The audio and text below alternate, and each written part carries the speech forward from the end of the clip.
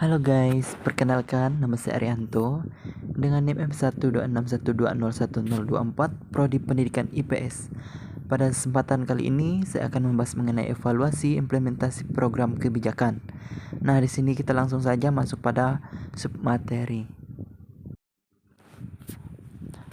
Menurut Johannes dalam Avisia 2018 mengatakan bahwa evaluasi adalah suatu kegiatan yang dilakukan untuk menganalisis manfaat program dan mengenai semua proses pemerintahan.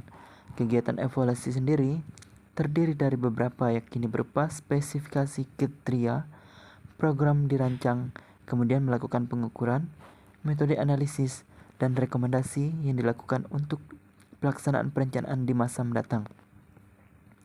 Pada spesifikasi kriteria mengarah pada identifikasi tujuan serta kriteria yang harus dievaluasi dalam suatu program. Kegiatan pada kegiatan pengukuran yang dilakukan ialah mengumpulkan informasi yang relevan dengan program yang dilaksanakan. Kemudian metode analisis mengacu pada penerapan informasi yang telah dicari yang kemudian membentuk sebuah kesimpulan. Evaluasi implementasi adalah bagaimana proses implementasi dari sebuah program kebijakan dilaksanakan oleh pemerintah atau pelaksana program. Evaluasi implementasi dapat juga dikatakan sebagai penilaian terhadap proses dari pelaksanaan program kebijakan yang akan dilaksanakan. Untuk dapat melaksanakan evaluasi implementasi program pembangunan, masyarakat perlu dapat memahami terlebih dahulu bagaimana variabel-variabel yang ada di dalam pelaksanaan program sehingga bisa dijadikan dasar mengenai bagaimana pelaksanaan dari suatu program. Berikut ini adalah teori dari Frank Meyer dan Van Horn yang mengatakan ada beberapa variabel yang mempengaruhi pelaksanaan program, yaitu sebagai berikut. Yang pertama, standar dan sasaran kebijakan-kebijakan dalam melaksanakan suatu program atau kebijakan. Sasaran atau standar yang ditunjukkan haruslah jelas dan terukur sehingga dapat direalisasikan. Dengan adanya sasaran dan standar dari kebijakan, maka akan mudah untuk mencapai atau membuat sebuah perencanaan yang ditunjukkan untuk mencapai standar dan sasaran tersebut. 2. Sumber daya. Untuk melakukan sebuah kebijakan atau program harus didukung dengan adanya sumber daya yang baik, itu sumber daya alam maupun sumber daya manusia itu sendiri. Jika sumber daya yang ada dapat memadai, maka hal tersebut akan menjadi sebuah faktor pendukung untuk keberhasilan dari program pelaksanaan. Begitu pula sebaliknya, jika tidak ada sumber daya, maka akan sulit untuk mencapai keberhasilan dalam pembangunan. Yang ketiga, hubungan antar organisasi. Untuk membangun sebuah program atau kebijakan, tentunya kita memerlukan orang lain untuk menjadi pendukung atau menjalin relasi dengan berkoordinasi. Dengan terjalinnya hubungan dengan instansi lain atau orang lain, maka hal itu dapat mendukung kerjasama yang dapat menguntungkan dan memberikan peluang keberhasilan bagi suatu program. Semakin banyak hubungan antar instansi lain, maka sebagian banyak pula kerjasama yang dijalin. Hal ini tentunya akan memberikan substansi dalam menyukseskan program.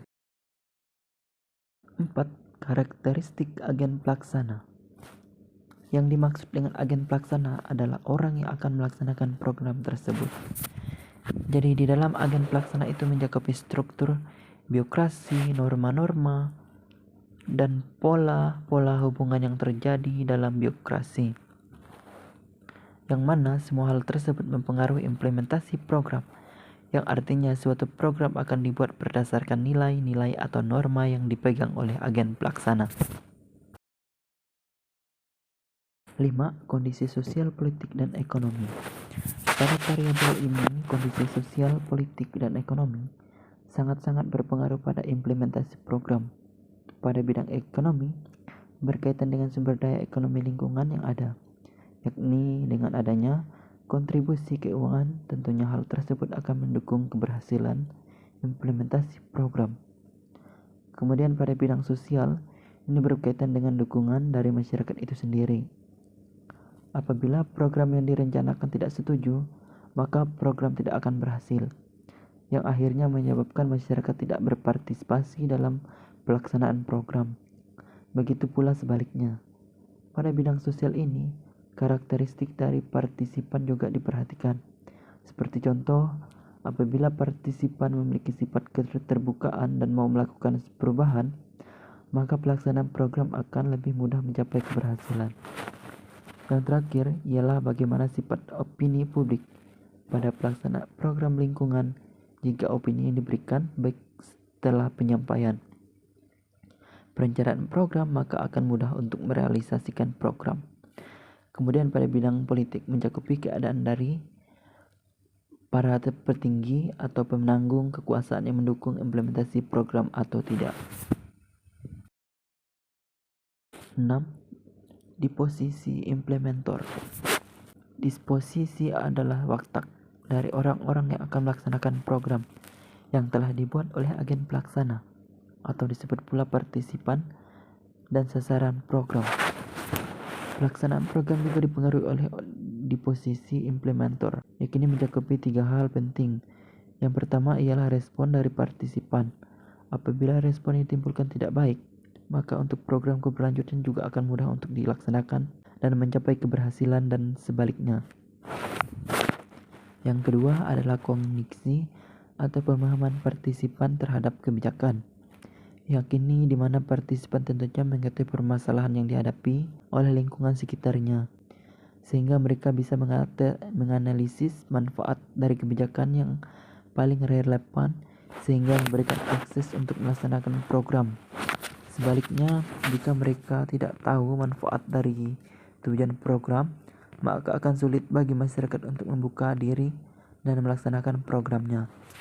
Yang ketiga adalah price nilai yang dimiliki implementer. Kondisi ini dilihat dari nilai-nilai yang dijalankan oleh masyarakat. Apabila program kerja yang diciptakan mendukung dan sejalan dengan nilai masyarakat, maka akan mudah pelaksanaan program, begitu pula sebaliknya.